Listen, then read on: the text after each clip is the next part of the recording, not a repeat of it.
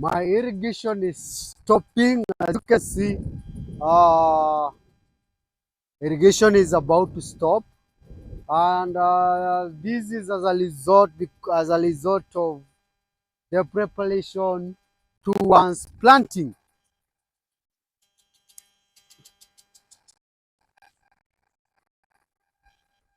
So I'm not going to wait for long. It has stopped. It has stopped. Okay. That's okay. That's okay. Now, I was irrigating this section where I wanted to do the transplanting of my seedlings. And to start with is when you want to transplant your spinach seedlings, mine are overgrown seedlings. That's why our topic leads our overgrown seedlings. There is no difference between overgrown seedlings and the ones that are in the best size. The only thing you need to know that let me stop. Let me put a stopper to this because the rain that is in here, the rain in here will is going to be very destructive. So we need to stop this.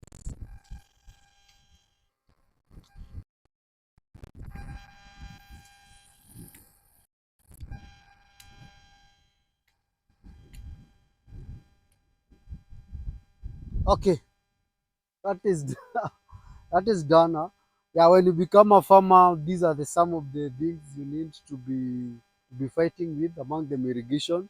You need to be a plumber, an engineer, and everything, plus the agronomist. So back to our training. Uh, Either you have overgrown seedlings, you have seedlings that are not overgrown. One thing you need to make sure is to adhere to the rules. The rule of the game is make sure that your seedlings survives in the field. And now, in such a big seedlings, in most cases they don't survive. They are easily affected by transplanting shock. So why how do we avoid this transplanting shock? When you transplant them, irrigate and make sure the irrigation is done well and thoroughly. As you can see, I've done a lot of irrigation. I've done good irrigation here, and that is good for me to start transplanting. The whole of this section I've been watering before switching off the machine. My machine is automated. The farm manager has already switched it off, so it won't disturb us again. We are going direct to business. So I made holes at a spacing of 40 from one hole to the other. That is a spacing that I prefer because of my system of irrigation, which is overhead irrigation. Those who are doing drip irrigation can also use the same. Those who are doing furrow irrigation can also do the same. There is no harm in using that. If you do a uh, bigger spacing, let's say 50 to 60 centimeters, you will have less population. If you do a smaller spacing, you'll have many seedlings and also they will be fighting for space. That means less production. So the I go with 40. It's my best. I've tried it, I've seen it work. Best of the best. So to start with is like I usually do, I usually start with dropping my seedlings. I drop per every hole. I drop every seedling per heavy hole here. So that's what I do. Every hole has its or every planting point with its own seedling. So these are how it's done. As simple as that. As simple as that. So I still have more seedlings here. So we drop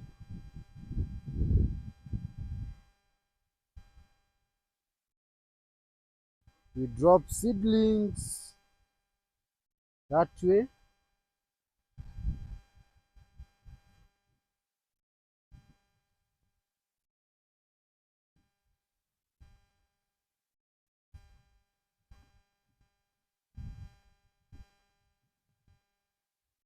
We drop our seedlings.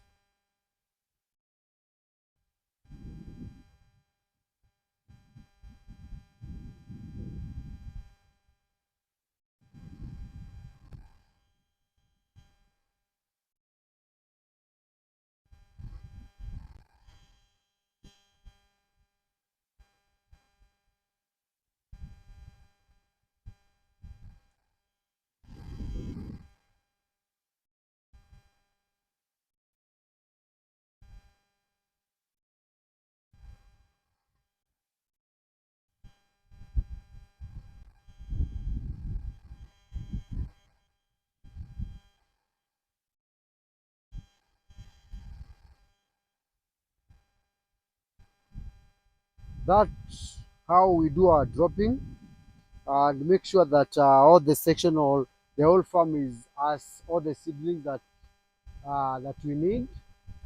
Uh, from there, we come to planting of our seedlings, and I want to demonstrate with few seedlings how we do the planting. Uh, with this seedling, as you're seeing it, if the root is very long, like in my case, I have the overgrown seedlings, you just cut the root. And when planting this seedling, you make a small hole. Hope it's visible. Hope you can see how I'm making my hole using my fingers. Place the seedling and cover it with the soil. So with this root, because it's overgrown, you cut the root, make a hole, place the seedling and cover it. This one, see, that's why I called our today's topic the overgrown seedling. So these are some of the tactics you need to adhere to.